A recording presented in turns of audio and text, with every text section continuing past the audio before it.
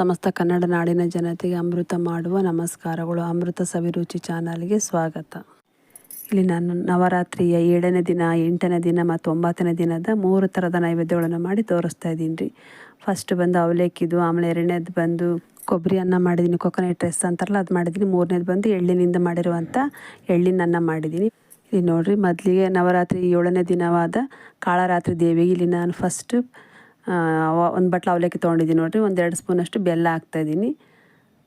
ಒಂದು ಸ್ವಲ್ಪ ಹಸಿ ಕೊಬ್ಬರಿ ತುರಿ ಹಾಕ್ತಾಯಿದ್ದೀನಿ ನೋಡಿ. 1-2 ಸ್ಪೂನಷ್ಟು ತುಪ್ಪ ಹಾಕ್ತಾಯಿದ್ದೀನಿ. ಹಾಕಿ ಸ್ವಲ್ಪ ಕೈಯಿಂದನೇ ಎಲ್ಲ ಕಲಿಸ್ಬೇಕ್ರಿ. ಇದು ಕೈಯಿಂದನೇ ಕಲಿಸ್ರಿ ಎಲ್ಲ ಚೆನ್ನಾಗಿ ಕಲಿತೈತೆ ರೀ. ನಿಮಗೆ ಇದೆಲ್ಲ ಆಗಲ್ಲ ಅಂದರೂ ಬೆಲ್ಲ ಕೂಡ ಇಡ್ಬೋದು ರೀ. ಇದ್ರ ಸ್ವಲ್ಪ ಬೇಕಾದರೆ ಬಾಳೆಹಣ್ಣು ಕೂಡ ಹಾಕ್ಬೋದು ನೋಡಿರಿ.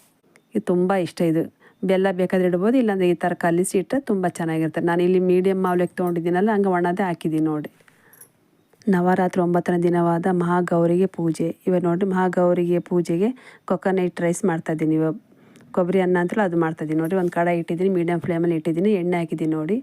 ಒಂದು ಅರ್ಧ ಸ್ಪೂನಷ್ಟು ಸಾಸಿವೆ ಹಾಕ್ತಾಯಿದ್ದೀನಿ. ಒಂದು ಅರ್ಧ ಸ್ಪೂನ್ ಜೀರಿಗೆ ಹಾಕ್ತಾಯಿದ್ದೀನಿ ನೋಡಿ. ಒಂದು ಅರ್ಧ ಸ್ಪೂನಷ್ಟು ಕಡಲೆಬೇಳೆ ಹಾಕ್ತಾಯಿದ್ದೀನಿ. ಒಂದು ಅರ್ಧ ಸ್ಪೂನಷ್ಟು ಉದ್ದಿನಬೇಳೆ ಹಾಕ್ತಾಯಿದ್ದೀನಿ ನೋಡಿ. ಒಂದು ಹಸಿಮೆಣ್ಸಿಕಾಯಿ ಉದ್ದಕ್ಕೆ ಸೀಳಿ ಹಾಕ್ತಾಯಿದ್ದೀನಿ ರೀ. ಒಂದು ಸ್ವಲ್ಪ ಕಲರ್ ಚೇಂಜ್ ಆದರೆ ಸಾಕ್ರಿ. ಒಂದು ಸ್ವಲ್ಪ ಕರಿಬೇವು ಹಾಕ್ತಾಯಿದ್ದೀನಿ ನೋಡಿ.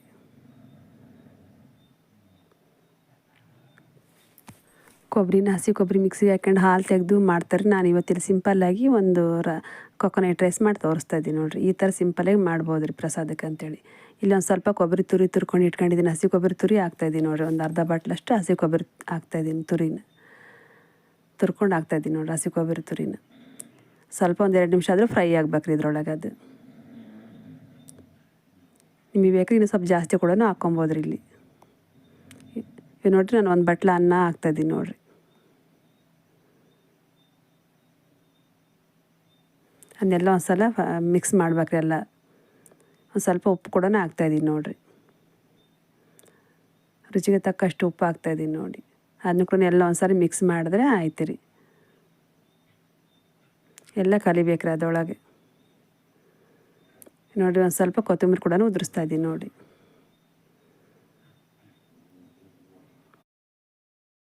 ಎಲ್ಲ ಒಂದು ಸಾರಿ ಮಿಕ್ಸ್ ಮಾಡಿದ್ರೆ ಆಯ್ತು ರೀ. 8ನೇ ದಿನ ಗೌರಿಗೆ ಕೊಕೊನಟ್ ರೈಸ್ ರೆಡಿ ಆಗ್ತದೆ ನೋಡಿರಿ. ಒಂದು ಪ್ಲೇಟಿಗೆ ಕೂಡ ಸರ್ವ್ ಮಾಡ್ತಾಯಿದ್ದೀನಿ ನೋಡಿ. ಸ್ಟವ್ ಆಫ್ ಮಾಡಿದ್ದೀನಿ, ಒಂದು ಪ್ಲೇಟಿಗೆ ಸರ್ವ್ ಮಾಡ್ತಾಯಿದ್ದೀನಿ ನೋಡಿರಿ.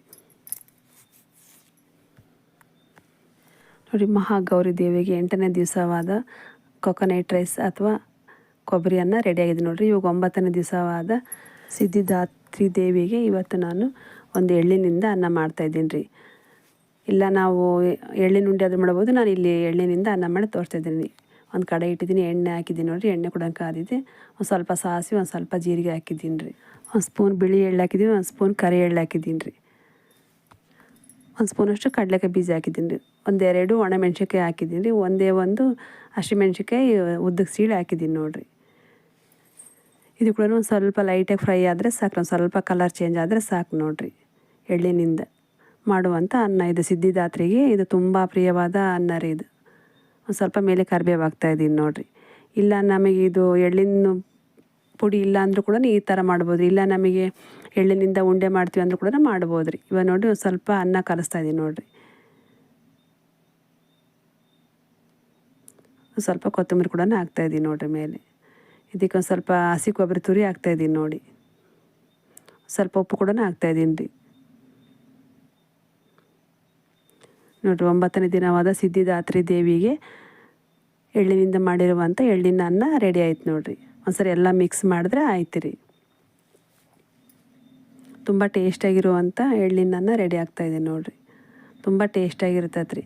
ಇಲ್ಲ ನಮಗೆ ಪುಳಿಯೋಗರೆ ಪುಡಿ ಐತೆ ಅಂದರೆ ಸುಮ್ಮನೆ ಹಂಗೂ ಮಾಡ್ಬೋದು ರೀ. ನಾನು ಈ ಥರ ಮಾಡಿ ತೋರಿಸಿದ್ದೀನಿ ನೋಡಿರಿ ಎಳ್ಳಿನಿಂದನೇ ನೋಡಿರಿ. ಸ್ಟವ್ ಆಫ್ ಮಾಡಿದ್ದೀನಿ, ಒಂದು ಪ್ಲೇಟಿಗೆ ಸರ್ವ್ ಮಾಡ್ತಾಯಿದ್ದೀನಿ ನೋಡಿ. ತುಂಬ ಟೇಸ್ಟಾಗಿರುವಂಥ ಎಳ್ಳಿನ ಅನ್ನ ರೆಡಿಯಾಗಿದೆ ರೀ. 9ನೇ ದಿನವಾದ ಸಿದ್ಧಿದಾತ್ರಿ ದೇವಿಗೆ ಎಳ್ಳಿನ ಅನ್ನ, ತುಂಬ ಇಷ್ಟವಾದ ಎಳ್ಳಿನ ಅನ್ನ ರೆಡಿಯಾಗಿದೆ ನೋಡಿರಿ. ನಾನಿಲ್ಲಿ 3 ಥರದ ಪ್ರಸಾದಗಳನ್ನು ನಿಮಗೆ ಮಾಡಿ ತೋರಿಸಿದ್ದೀನಿ ರೀ. ಹೆಂಗೆ ಬಂತಂತೇಳಿ ನೀವು ಕೂಡ ಒಂದು ಸಾರಿ ಕಮೆಂಟ್ ಮಾಡಿರಿ. ನೋಡಿ ಇಲ್ಲಿ 3 ಥರನ ತೋರಿಸಿದ್ದೀನಿ ರೀ ನಾನಿಲ್ಲಿ 3 ಥರ ಪ್ರಸಾದಗಳು ಮಾಡಿ ತೋರಿಸಿದ್ದೀನಿ. ಹೆಂಗೆ ಬಂತು ಅಂತೇಳಿ ನೀವು ಕಮೆಂಟ್ ಮಾಡಿರಿ, ಶೇರ್ ಮಾಡಿರಿ, ಲೈಕ್ ಮಾಡಿರಿ, ಹಾಗೆ ಸಬ್ಸ್ಕ್ರೈಬ್ ಆಗೋದು ಮರಿಬೇಡ್ರಿ. ಎಲ್ಲರಿಗೂ ಧನ್ಯವಾದಗಳು ರೀ. ನೀವು ಕೂಡ ಮನೆಯಲ್ಲಿ ಒಂದು ಸಾರಿ ಈ ಥರ ಪ್ರಸಾದಗಳು ಟ್ರೈ ಮಾಡಿರಿ. ಎಲ್ಲರಿಗೂ ನಮಸ್ಕಾರ.